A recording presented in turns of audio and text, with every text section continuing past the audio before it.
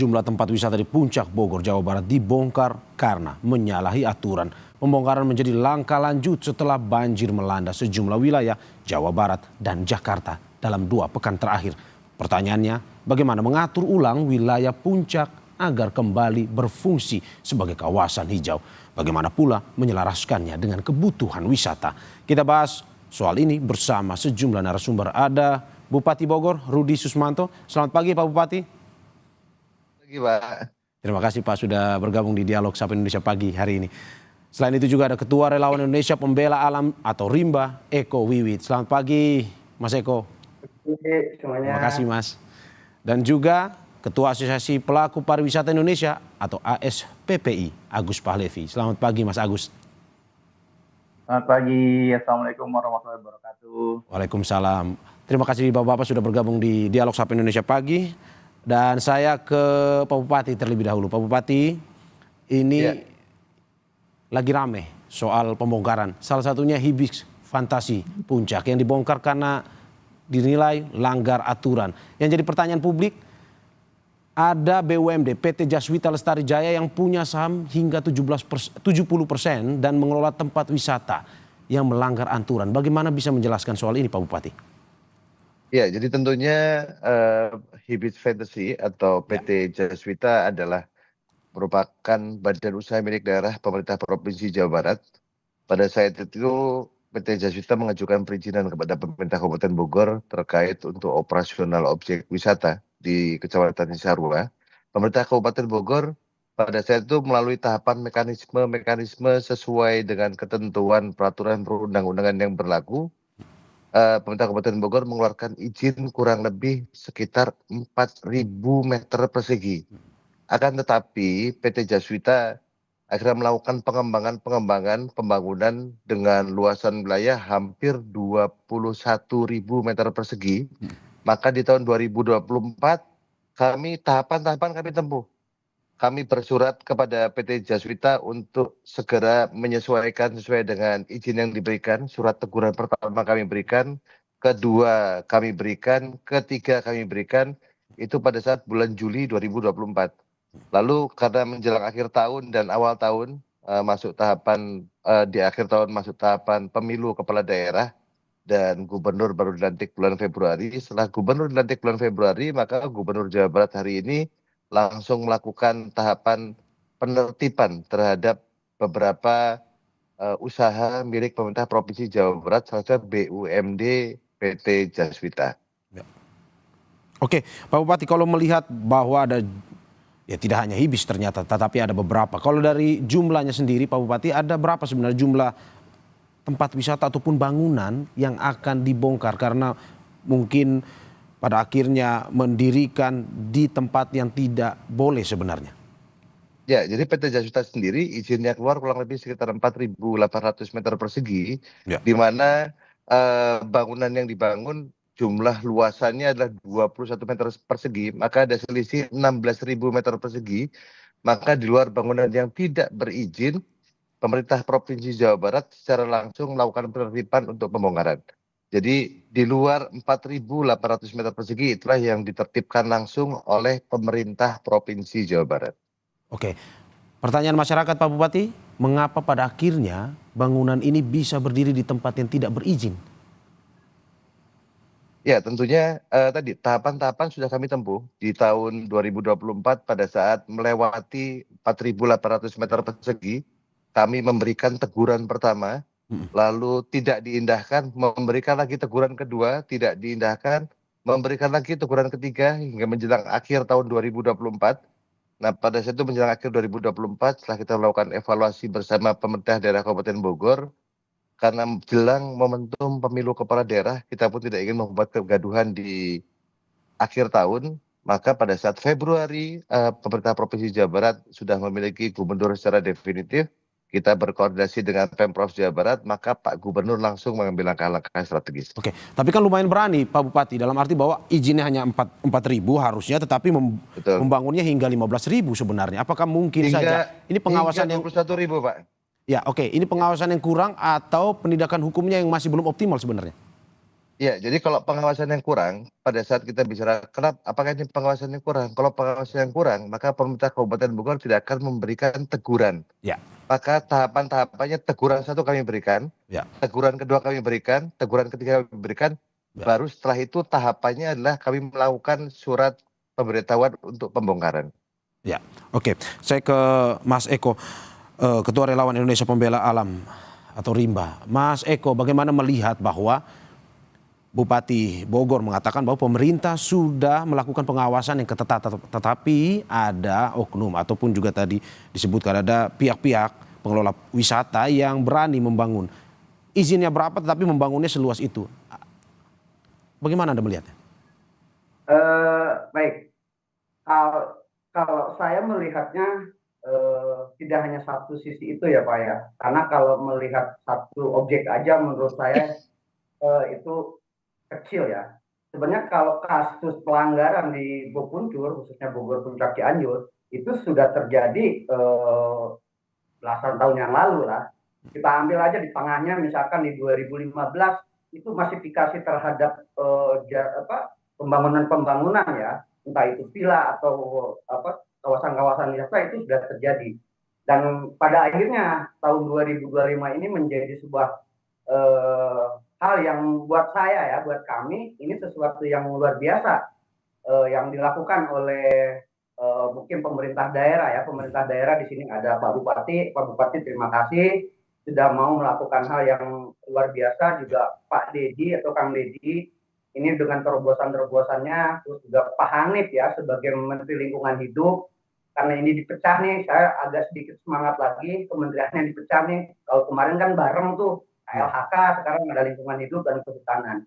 Juga ada tindak lanjut ternyata dari kehutanan. Karena kalau saya melihat, Bopuncur itu memang tadi saya bilang bahwa sudah hampir ya 10 tahun yang lalu itu sudah terjadi kerusakan gitu. Contoh misalkan di Telaga Saat lah ya, mungkin di Telaga Saat dulu itu memang kawasan yang harusnya hijau, terus dan yang lainnya gitu kan. Terus juga saya lihat kemarin juga terjadi penindakan ya dari pemerintah pusat, terus didampingi pemerintahan kabupaten dan provinsi itu membuat pabrik di PT Ciliwung ya. Saya sudah mengingatkan dari awal, bahkan di statement-statement saya sudah dari 2012 mungkin ya bikin di media, termasuk Kompas juga pernah meliput saya bahwa saya protes. Tapi ya apa daya, saya tidak bisa berbuat banyak, yang namanya juga relawan, kami hanya relawan. Nah, momen hari ini mungkin adalah semangat baru untuk memulihkan lagi Indonesia. Kalau melihat dari maaf mungkin ya, kalau Pak Rudi ya Pak Bupati masih baru. Kalau saya lihatin bupati-bupati sebelumnya itu tidak ada pengawasan kalau saya lihat kan gitu. Buktinya misalkan yang di mana di Megamendung kan gitu, udah jelas-jelas itu kawasannya Taman Nasional gitu, ternyata juga keluar izin jadi jembatan, pada akhirnya tetap disegel. Terus juga terakhir saya lihat juga ada villa yang juga disegel oleh kehutanan. Artinya kok kenapa harus orang pusat yang harus turun kan gitu. Oke. Saya juga bukan membutuhkan atau membutuhkan ini. Kalau Mas Eko, ya. Mas Eko, Anda mau bilang bahwa tidak ada pengawasan ini dibiarkan saja selama 10 tahun terakhir seperti yang Anda sampaikan? Oh betul Pak. Kalau misalkan ada penindakan, itu sudah sejak awal dong, tidak akan terjadi seperti itu gitu. Entah ini ada, saya juga nggak tahu ini ada di mana nih masalahnya. Tadi Pak Bupati ternyata kan sudah memberikan teguran. Artinya sudah ada upaya kan gitu. Terus kita juga anggaplah kita sudah protes sebagai relawan di kawasan Gunung Gede Pangrango ini. Bopuncur ini sudah berbahaya. Bopuncur ini sudah menjadi hal yang harus dipulihkan, harus dievaluasi. Saya ingat Maret tanggal 20-an lah, Maret saya statement di media itu minta dievaluasi. Saya ke Pak AHY minta dievaluasi tata ruang dan kawasan Bopuncur karena ini sudah mengkhawatirkan gitu. Ya. Ternyata bukti lah, hari ini bukti dan alam sudah melakukan menunjukkan ya kekuatannya. Bahkan kalau saya melihat ini banjir 5 tahunan, ini jauh lebih ekstrim Pak. 5 tahun yang lalu nggak seperti ini gitu. Ini luar biasa gitu. Oke. Kalau tidak pengawasan, saya lihat pengawasannya lemah lah Pak. Oke. Saya lihat lemah gitu. Oke, saya kembali ke Pak Bupati. Pak Bupati, bagaimana tadi sudah diapresiasi bahwa walaupun baru menjabat tetapi sudah langsung melakukan aksi nyata. Dari yang Anda lihat, ini 10 tahun Pak, kalau kata Mas Eko tadi. Bagaimana keberanian dari pemerintah untuk nantinya bisa merelokasi ataupun membongkar tempat atau Ya, bangunan yang memang sudah tidak berizin selama 10 tahun kalau kata Mas Eko. baik.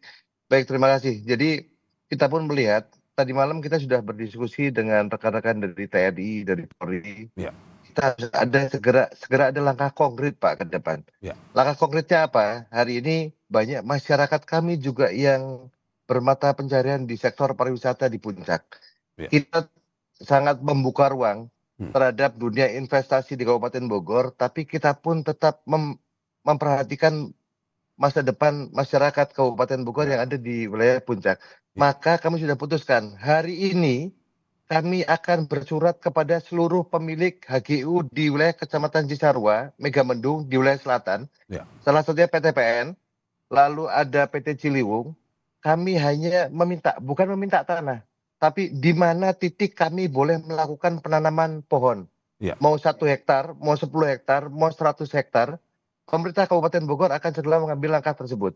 Jadi pada saat diberikan kesempatan di Kompas TV, kami sudah nanti bersurat, kita akan lihat pemilik HGU tersebut memperkenankan kami tidak pemerintah untuk menanam pohon untuk penghijauan.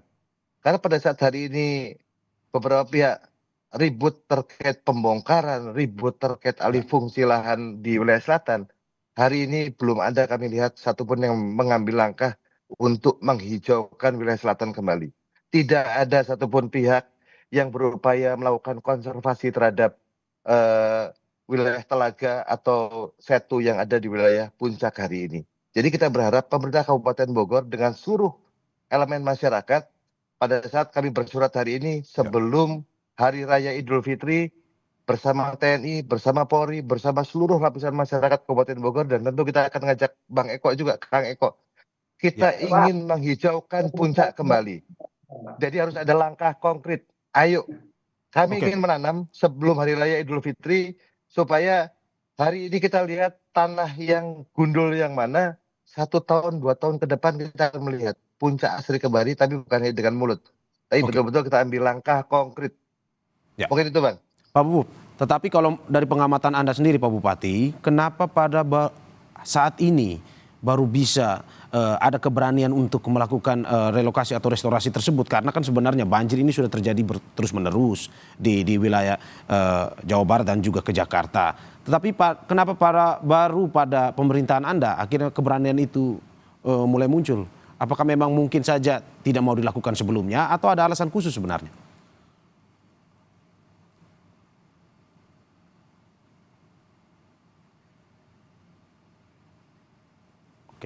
Sepertinya ada permasalahan komunikasi dengan Pak Rudi Susmanto, Bupati Bogor.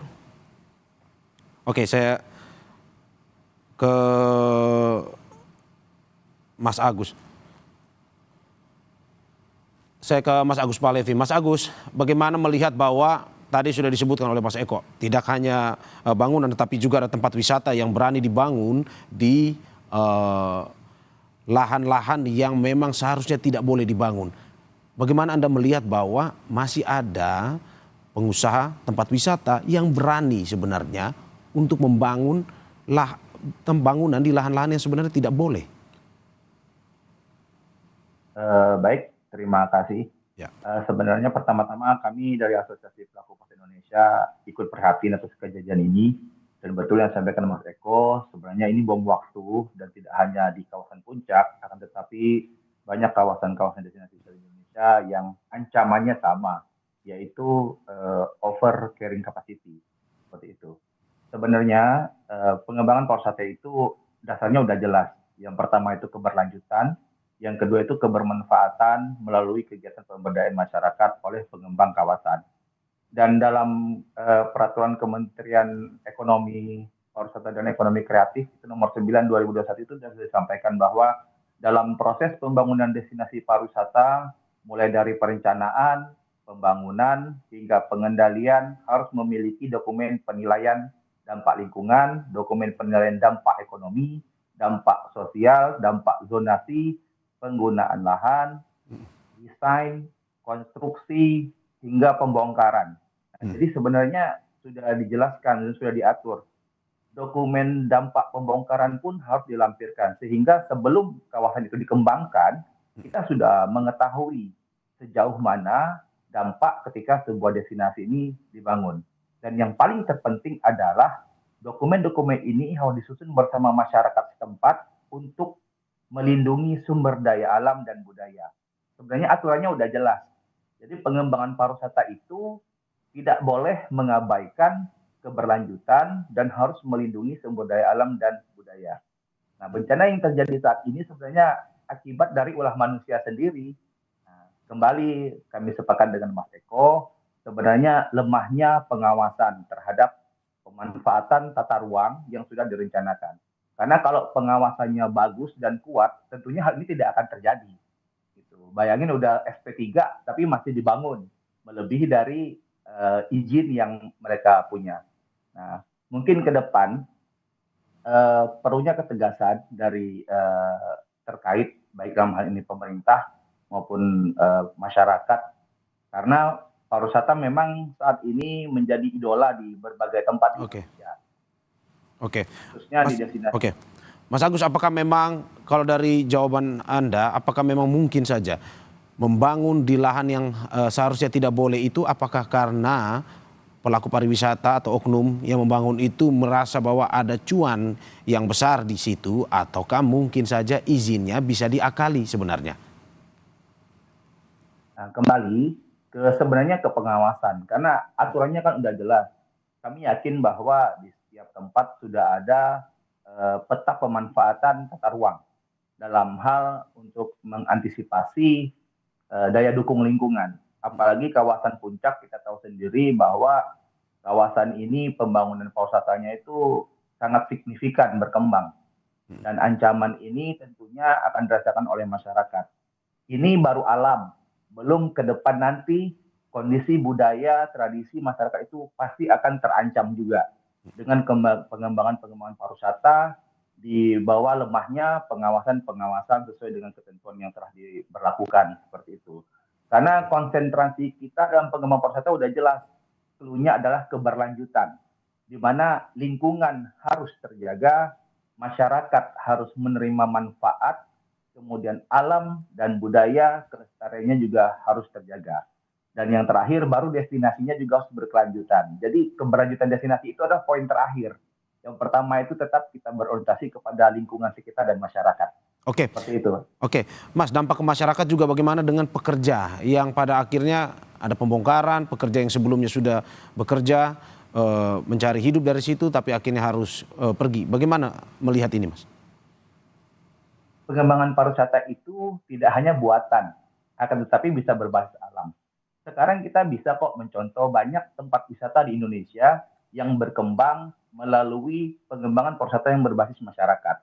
Misalnya pengembangan desa wisata yang mengangkat kekuatan potensi alam desa, potensi tradisi, seni, budaya masyarakat, sehingga bisa menjadi daya tarik dan orang datang berinteraksi dan perputaran ekonominya jelas. Gitu. Nah, upaya ini pun oleh pemerintah sudah dilakukan.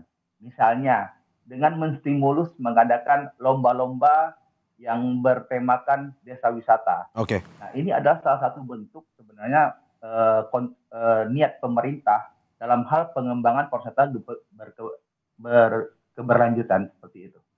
Oke. Saya kembali ke Pak Rudi Susmanto, Bupati Bogor yang sudah kembali bersambung dengan kita. Pak Bupati, bagaimana melihat bahwa kenapa baru di tahun ini atau di periode Anda berani untuk melakukan pembongkaran ataupun relokasi ataupun restorasi terhadap lingkungan di wilayah Jawa Barat, tetapi tidak terjadi pada waktu-waktu sebelumnya atau 10 tahun selama ini? Apakah Anda melihat bahwa memang mungkin saja ada tindakan yang kurang optimal atau bagaimana sebenarnya? Iya, kalau saya berprinsip pada bahwa kita melihat hari ini kepentingan ke depan yang lebih penting, bahwa penanganan banjir harus kita sangat memahami bahwa banjir itu terbagi menjadi 3 segmen, Pak. Jadi banjir itu ada banjir di atas, di tengah, dan di bawah. Ya. Di atas itu di mana? Di hulu itu batasnya bukan hanya Cisarua, bukan hanya Puncak. Tapi batas atasnya batasnya ada pintu air Katulampa. Itu kita menyebutnya wilayah atas. Wilayah tengah berarti wilayah perkotaan Cibinong Raya yang dilewati oleh Sungai Cilengsi, Sungai Cikeas. Wilayah tiganya mana? Bekasi. Baru terakhirnya DKI Jakarta. Nah, kita terkait pengawasan, memang yang periode sebelumnya saya pun yakin cukup baik, Pak. Pernah melakukan beberapa pembongkaran juga pada saat itu di awal periode pemerintahan Pak Jokowi kalau tidak salah. Nah, tetapi kami hari Sidang ini berpikir adalah, pra-peradilan yang diajukan ayo oleh harus ada Kepala langkah Badan konkret ke Keuangan dan depan. Ini kalau semua pihak bicaranya pembongkaran, lalu siapa yang mengambil langkah inisiasi untuk melakukan penghijauan? Ya. Karena bicara ke depan bukan hanya bicara daerah resapan air. Kalau bangunannya sudah dibongkar, lalu tidak ada pohonnya, malah akan menjadi sebuah permasalahan baru. Maka hari ini kita bicara adalah, hari ini kita harus segera mengambil langkah. Hari ini kami bersurat kepada pihak-pihak terkait, khususnya pada seluruh pemilik HGU. Kami tidak minta tanahnya, kami hanya minta di titik mana kami boleh menanam. Tapi dengan jumlah luasan yang cukup besar. Nah, kalaupun diizinkan, maka besok ataupun lusa kami akan segera mengambil langkah. Bibit kami siap, sumber daya manusia kami siap, dan tentunya kami ingin menjadi pelopor yang pertama pada saat kita bicara puncak harus hijau. Maka caranya harus hijau bagaimana? Ayo kita mulai menanam pohon. Pemerintah akan mengawalinya terlebih dahulu. Oke.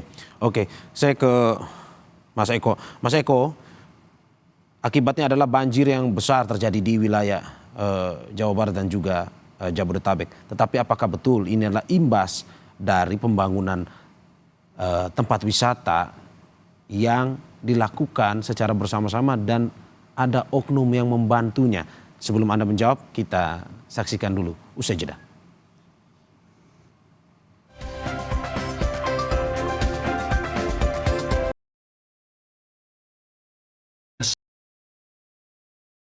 Makanya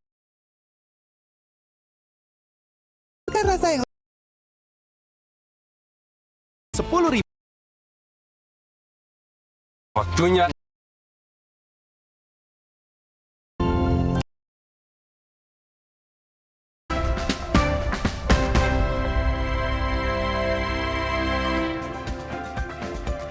Terima kasih saudara masih di Sapa Indonesia Pagi bersama saya Mario Sarong. Dan sebelum melanjutkan perbincangan kita terkait pembongkaran kawasan wisata di Puncak, kita bergabung terlebih dahulu bersama jurnalis Kompas TV Niko Anggriawan dan juru kamera Bimo Wicaksana di lokasi. Niko, selamat pagi.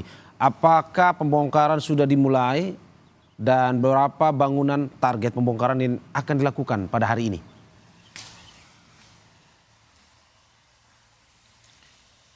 Ya, selamat pagi Mario dan juga saudara. Pembongkaran kawasan wisata Hibis Fantasi Park Puncak Bogor Jawa Barat ini rencananya akan dilakukan sekitar pukul 8 hingga pukul 9 waktu Indonesia Barat. Tentunya kalau misalnya sekarang di belakang saya ini merupakan para pekerja yang sedang melakukan pemotongan-pemotongan material-material besi untuk nantinya agar mudah untuk diangkut oleh para pengangkut nantinya. Dan sini sudah disediakan juga sejumlah ekskavator dan juga dump truck yang nantinya akan mengangkut material-material bangunan yang telah dibongkar. Dan hingga saat ini masih ada beberapa pekerja yang sedang bersiap untuk melakukan pembongkaran. Ekskavator tadi juga sudah dilakukan sudah dipanasi seperti itu ya, untuk nantinya akan melanjutkan agenda pembongkaran yang rencananya akan rampung pada tanggal 27 Maret 2025. Dan hingga saat ini masih belum ada otoritas terkait yang bisa kamu temui di lokasi pembongkaran di Hibis Fantasi Park Puncak Bogor Jawa Barat. Namun tadi ada beberapa petugas dari Dinas Kehutanan Provinsi Jawa Barat yang menyatakan bahwa beberapa titik-titik lokasi yang telah dibongkar oleh Pemprov Jawa Barat ini nantinya akan langsung dilakukan penanaman kembali atau reboisasi untuk nantinya bisa langsung mengembalikan fungsi lahan yang telah rusak oleh pembangunan dari Hibis Fantasi Park Puncak Bogor Jawa Barat. Untuk nantinya ini juga akan dilakukan reboisasi yang awalnya dari titik awal ini seperti pintu masuk, lalu juga kawasan lapangan parkir ini sudah dilakukan penanaman kembali oleh Dinas Kehutanan Provinsi Jawa Barat. Adapun ini pembongkaran Hibis Fantasi Puncak Bogor Jawa Barat ini dilakukan karena diduga melanggar persetujuan bangunan gedung atau PBG, yang mana 34 bangunan ini telah berdiri di kawasan Puncak Pas Bogor, Jawa Barat, tepatnya di Hibis Fantasy Park. Ini 25 diantaranya ini akan dilakukan pembongkaran, dan berdasarkan keterangan dari Kepala Satpol PP Provinsi Jawa Barat, yakni Muhammad Ade Afriandi, ini menyatakan bahwa 35% pembongkaran ini sudah dilakukan oleh Pemprov Jawa Barat. Dan ini visual yang ditunjukkan oleh juru kamera Kompas TV, Bimo Wicaksana. Ini para pekerja sedang melakukan pemotongan material besi dari bangunan-bangunan yang telah dibongkar untuk nantinya setelah dipotong lalu dikumpulkan, nantinya akan diangkut langsung akan langsung diangkut oleh dump truck yang sudah disediakan, dan juga pemotongan ini ditujukan untuk nantinya mereka bisa memudahkan proses pengangkutan material besi yang telah dibongkar oleh para pekerja. Dan kemudian yang menjadi kendala dalam pembongkaran Hibis Fantasy Park ini adalah kontur tanah yang miring, Mario dan juga saudara. Lalu kemudian ada beberapa wahana-wahana yang memerlukan pendampingan dari ahlinya agar nantinya bisa dibongkar secara aman dan juga safety, seperti itu, yang nantinya akan bisa langsung lahannya dialihfungsikan kembali dan juga dilakukan reboisasi. Mario. Terima kasih Niko Anggriawan dan juru kamera Bimo Wicaksana atas laporannya. Selamat bertugas kembali. Dan saudara, kita kembali ke dialog Sapa Indonesia Pagi pada hari ini. Masih dengan narasumber saya ada Bupati Bogor Rudi Susmanto, juga Ketua Relawan Indonesia Pembela Alam atau Rimba Eko Wiwit, dan Ketua Asosiasi Pelaku Pariwisata Indonesia atau ASPPI Agus Pahlevi. Saya ke Mas Eko. Mas Eko, benar atau tidak ada dugaan oknum yang ikut campur tangan dalam perizinan sehingga selama berapa tahun seperti yang Anda sampaikan tadi banyak bangunan-bangunan liar yang berdiri di atas lahan yang seharusnya tidak boleh dibangun? Baik, kalau saya pertanyaan seperti itu kayaknya pemerintah sudah pada tahu lah. Buktinya kan banyak kasus korupsi juga terbongkar, kan pasti ada banyak intelijen. Artinya kalau saya ngomong ke wilayah itu kayaknya saya bukan ranahnya ya Mas, mohon maaf kalau saya mungkin relawan di sini lebih fokus bagaimana menyelamatkan kawasan hulu sungai. Ya. Jadi saya setuju dengan Pak Bupati bahwa kita harus ada langkah konkret bagaimana ke depan. Dan kalau bilang tadi misalkan apa yang sudah dilakukan, kalau bisa apa yang sudah dilakukan oleh relawan mungkin bisa lihat Telaga Saat, Titik Nol Ciliwung, itu bagaimana tahun 2017 itu nggak jelas. Dan kami turun bersama-sama TNI waktu itu, Korem 061, karena kami sepakat bahwa Bogor itu butuh embung alamiah. Embung alamiah ini di Bogor banyak dulu, tapi sekarang kan tinggal berapa persen. Kalau embungnya ada, Telaga Saat yang baik, terus Telaga Saat baik, danau dimanapun di seluruh Bogor itu baik, saya yakin itu akan mengurangi debit air. Jadi air tidak liar di permukaan. Karena ini embungnya sudah tidak ada, ditambah lagi sungainya sempit, tutupan hutannya juga mulai hilang dan lahir bangunan. Ya buktinya kan misalkan ada wisata yang hari ini dibongkar, artinya kan itu harus jadi resapan air. Sudah Telaga Saat misalkan tertutup, ditambah lagi kawasan-kawasan sungainya juga menyempit, bantaran sungainya menyempit. Nah itu mungkin kami lebih ke sana. Kalau urusan kenapa sih ada izin ini, ya saya juga nggak bisa menentukan kalau misalkan ini ada oknum, kita juga butuh bukti dan yang lainnya. Tapi faktanya hari ini kan ternyata Pak Rudi sudah menjelaskan, sudah ditegur 1 kali, 2 kali, 3 kali, artinya kan ada bandel lah kalau bahasa orang Sunda mah, tengah waro gitunya, ngisi bejaan sekali 2 kali, bandelnya ada. Artinya kalau ngebahas itu kayaknya agak sedikit kami bukan ranahnya ya, mungkin karena itu di perizinan. Oke. Saya lebih konkret, ayo bagaimana hari ini melakukan ke depan seperti apa. Karena kami sudah memulai dari 2018 kami bersama TNI, dan itu bisa dilihat 20 Februari 2018 itu kami melakukan revitalisasi Telaga Saat, dan hari itu kita bersama-sama hampir 1.500 relawan sukarela bersama TNI. Waktu itu dipimpin masih Danremnya Pak Muhammad Hasan yang sekarang jadi Dankodiklat. Beliau adalah penggagas awal mendorong kami, dan kami punya kekuatan besar dan berani untuk nggak punya duit, ayolah yang penting Telaga Saat ini menjadi embung. Itu mungkin jauh lebih konkret Pak ya. Kalau saya kalau ditanya itu masalahnya ini ya, pengaruhnya dari mana, izin mungkin lebih ranahnya ke Pak Bupati lah. Oke. Kalau urusan sungai ini tidak hanya tempat wisata, oh ya banyak faktor ya, banyak faktor. Mungkin sungainya juga menyempit karena arusnya ke anak sungai itu kan banyak ya. Ini tidak hanya apa yang sekarang viral itu kan yang terlihat megahnya dibongkar, padahal kan yang lainnya juga ikut terlibat lah. Menurut saya yang sungainya harusnya 10 meter mungkin jadi 2 meter, 3 meter, itu juga berpengaruh. Juga sampah jangan lupa, dari hulu sampai hilir saya bikin satgas lah, ikut bareng-bareng di Kota Bogor, ya sampah juga mempengaruhi. Itu mungkin dari kami ya, analisa Oke. sementara ini. Oke, saya ke Pak Bupati. Pak Bupati, bagaimana menerjemahkan dalam berita yang dikeluarkan oleh Kompas.com pada tanggal 9 Maret, Gubernur Jawa Barat, Deddy Mulyadi bilang ke PTPN dan Perhutani, kami sibuk menangani, Anda sibuk menikmati. Apa yang bisa kita terjemahkan dari pernyataan Pak Gubernur ini? Ya, jadi memang menerjemahkannya agak cukup sulit juga sebetulnya Pak. Ya. Jadi kita hanya melihat mengapresiasi langkah pemerintah Provinsi Jawa Barat hari ini, khususnya dipimpin oleh Kang Deddy Mulyadi.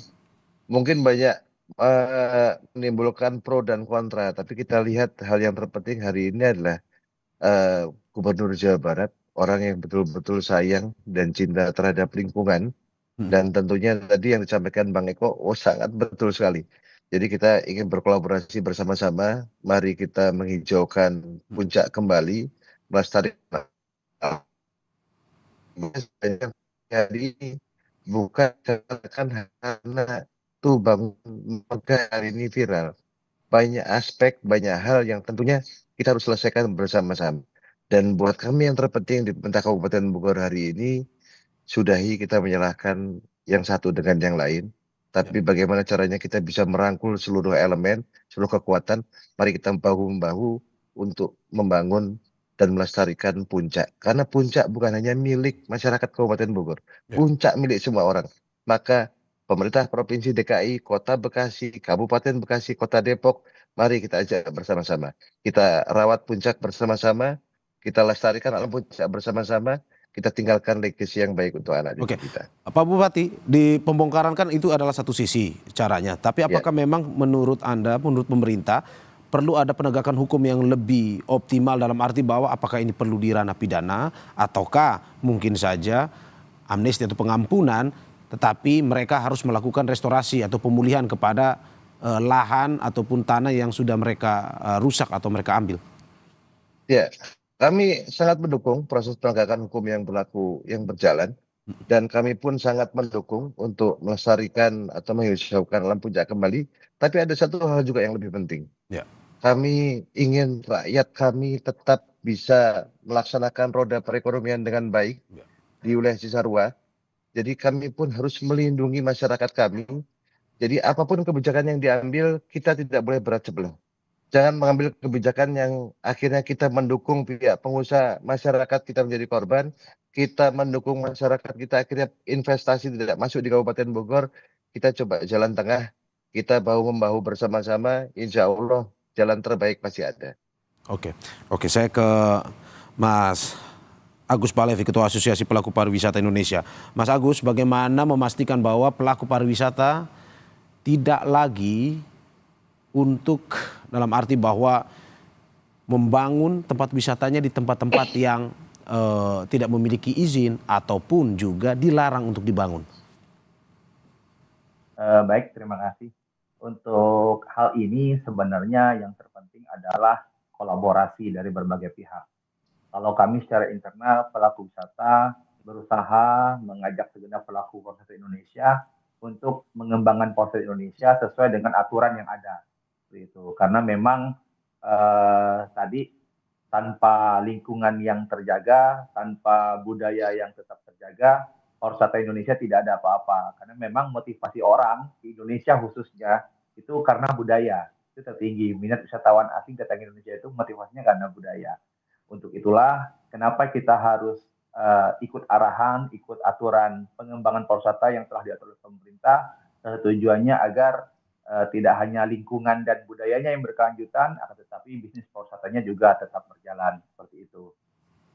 Oke, saya terakhir ke Mas Eko. Mas Eko, bagaimana? Oke, di satu sisi tadi seperti Pak Bupati katakan perlu ada restorasi, pembongkaran juga berjalan. Tapi bagaimana pada akhirnya ini merawat alam, tidak ada lagi melanggar aturan untuk nantinya imbasnya adalah banjir besar ini tidak terjadi lagi di wilayah Jawa Barat dan juga di Jabodetabek. Apa yang harus dilakukan pemerintah? Ya, pemerintah harus membuka ruang. Hari ini bukan lagi zaman-zaman masa silam. Bisa terbuka dengan siapapun. Bahasa kerennya mah kolaborasi. Ketika rakyat diajak komunikasi, itu pasti akan mau. Ketika misalkan ada rakyat yang misalkan kurang paham, kita kasih paham bersama-sama. Contoh lah, ketika lahirnya relawan Indonesia Pembela Alam ini kan bukan berdasarkan karena dorongan proyek pemerintah, tapi itu kan kesadaran bersama-sama. Maka membangun, makanya judulnya relawan Pembela Alam.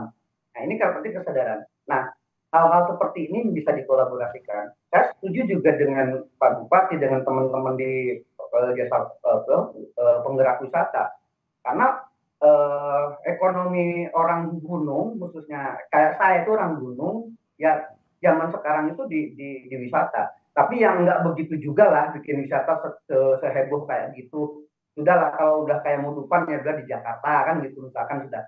Ya tolonglah, saya setuju bahwa jasa wisata itu banyak hal. Contoh ketika dulu Telaga Saat itu menakutkan. Jam 4 sore aja udah tidak ada orang. Tapi ketika kita pulihkan, itu menjadi tempat wisata.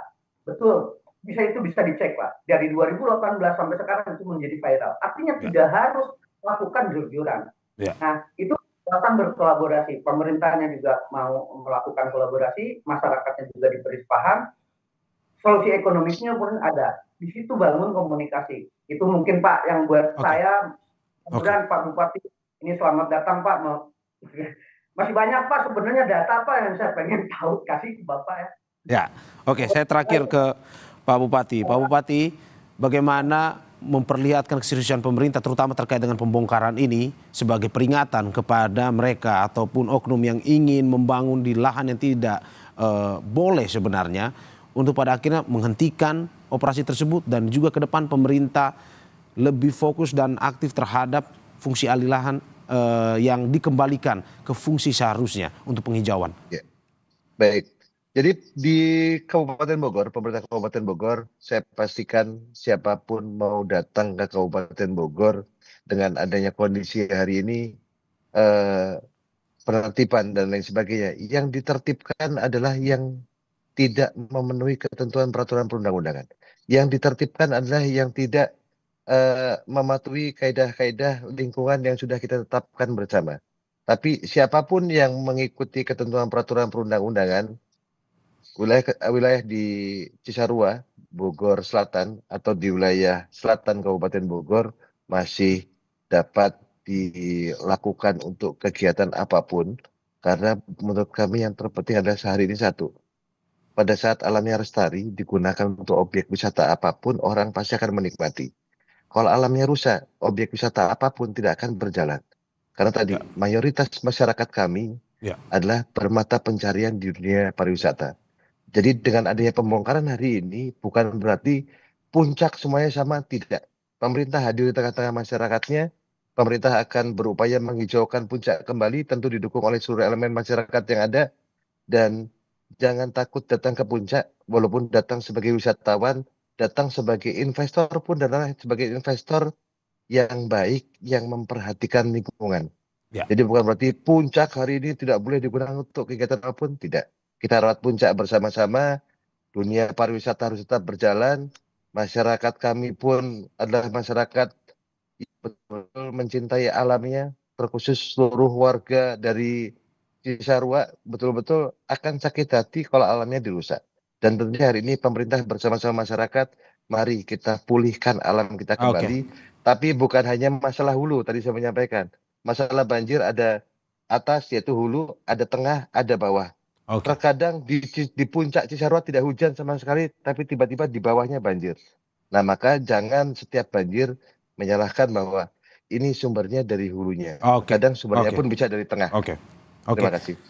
Semoga apa yang disampaikan bisa memberikan masukan terkait dengan penanganan wilayah lahan yang seharusnya ditujukan sehingga tidak menyebabkan banjir yang terjadi di beberapa hari ini di wilayah Jawa Barat dan juga Jabodetabek. Terima kasih narasumber saya.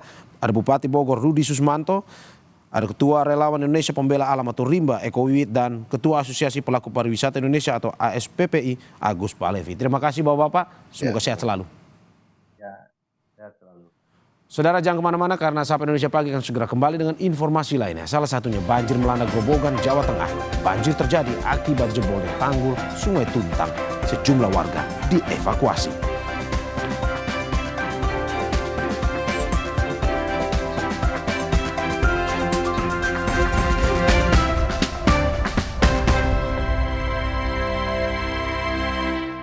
Bulan puasa itu waktunya ngejar pahala.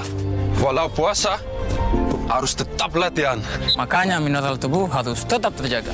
Untungnya ada Le Mineral. Satu-satunya yang nyantumin mineral di kemasannya. Itu benar. Le Mineral mengandung mineral esensial, hasilkan rasa yang lebih segar dan tubuh bekerja optimal. Alhamdulillah, seger. Kayak ada manis-manisnya. Le Mineral, kebaikan mineral terlindungi. Ramadan selalu ada momen tak terlupakan. Tapi kalau... Tenang, ada THR dari Tiket.com. Lebaran meriah, tiket mudiknya pasti murah. Alergi, jontor nih. Aku biduran, obatnya yang depannya Indal CTN. Bisa dibeli tanpa resep dokter. Indal CTN, komposisi anti alerginya redakan alergi. Indal CTN. Malula, madu TJ. Iya. Kalau panas dalam, sariawan Bisa, madu TJ panas dalam. Minum bila perlu. Madu TJ panas dalam. Madu plus herbal dari bahan alam. Bantu redakan panas dalam. Madu TJ panas dalam. Bulan puasa itu waktunya ngejar pahala. Walau puasa, harus tetap latihan. Makanya mineral tubuh harus tetap terjaga. Untungnya ada Le Mineral. Satu-satunya yang nyantumin mineral di kemasannya. Itu benar. Le Mineral mengandung mineral esensial, hasilkan rasa yang lebih segar dan tubuh bekerja optimal. Alhamdulillah, seger. Kayak ada manis-manisnya. Le Mineral, kebaikan mineral terlindungi. Waktunya Coca-Cola Cookies. Makan Coca-Cola Cookies. Enak, cookiesnya enak. Coca-Cola Cookiesnya enak. Coca-Cola Cookies, enaknya nggak habis-habis.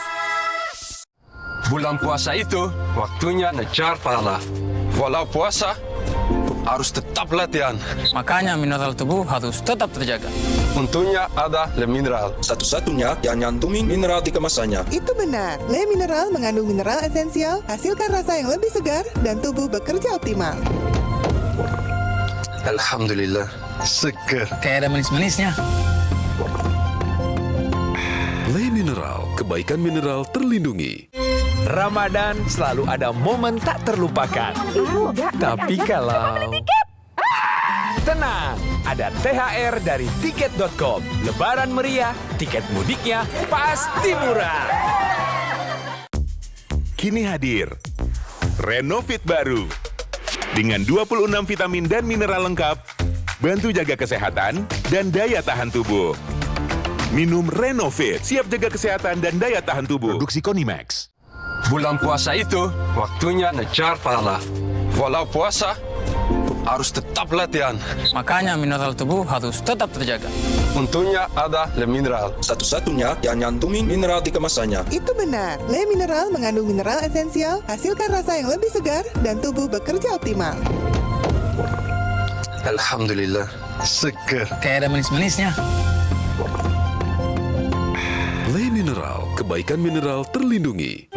Perjalanan dimulai dari sebuah pilihan demi sebuah pengalaman. Pilihan untuk bermimpi lebih besar, lebih jauh, dan lebih tinggi dari sebelumnya.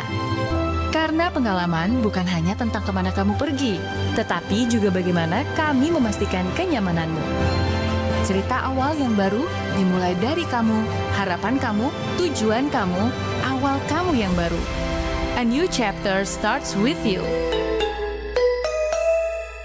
Aku tahu dan sering melihat galon cuci ulang disimpan di tempat yang sangat kotor. Walaupun dicuci ulang, jujur aku takut. Apakah benar-benar sudah bersih untuk diminum keluargaku? Le Mineral mengerti kekhawatiran ibu. Untuk itu, Le Mineral menggunakan galon yang selalu baru agar terjamin kebersihannya. Inilah komitmen Le Mineral untuk keamanan dan sehatnya keluarga. Le Mineral, kebaikan mineral terlindungi.